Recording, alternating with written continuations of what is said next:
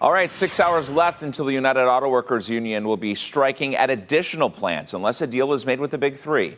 Right now, nearly 13,000 workers are on strike at 3 plants, one for each automaker, hitting Stellantis in Toledo that I visited last Friday, General Motors in Missouri, and Ford in Michigan. Now, if no agreement is reached by noon today, union leaders say they're going to expand the stand-up strike to additional plants. United Auto Workers President Shawn Fain expected to prepare more locals to walk out when he joins a Facebook Live at 10 this morning. So where could those next strikes take place? Well, auto industry expert John McElroy says with any expansion of the walkout, UAW's president will likely turn the screws for maximum impact.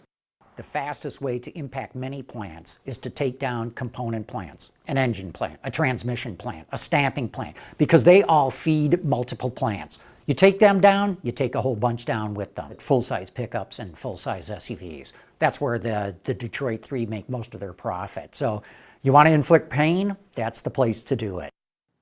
So while everyone is still in the dark this morning about which plants will be targeted, News 5's Remy Murray shows us local auto workers, they're preparing to go on strike if they're called. More plants across GM, Ford, and Stellantis could soon join the picket line as workers anticipate the potential for further strikes.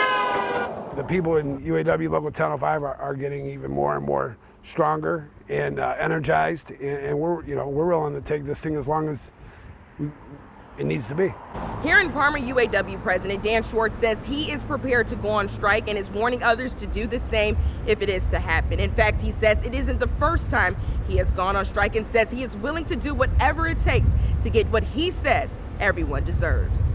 You know, we're fighting for not only economic justice, but social justice. We're being left behind as inflation goes up, as these companies are making billions and billions of dollars in profits. Others, like Paul Tibbs, tell me they agree with Schwartz. I mean, fair's fair. They're making millions of dollars a year, and, we're struggling to make 60 or 70. Tibbs tells me he's been working at GM for more than 22 years.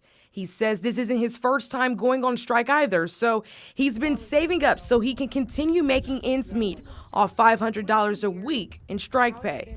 The last time we went on strike for 40 days, if I remember correctly, it was about 40 days, and that was a long time. And back then, we only got $250 a week. While Tibbs has been preparing for a potential strike to happen, he says he's optimistic. I'm hoping that they come to an agreement and we don't have to go through that. If not, he says he will be ready if the decision comes down. I'll stand there with my brothers and sisters in the union, and I'll do what I need to do to hold the companies accountable. Meanwhile, Schwartz says he is not optimistic a deal will be reached with General Motors.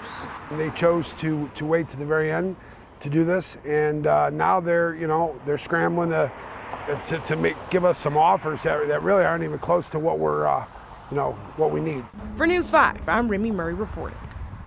Any union workers who are called to go on strike will receive up to $500 a week from the Union Strike Fund. Now, this also goes for any union workers who are laid off due to the ongoing strike.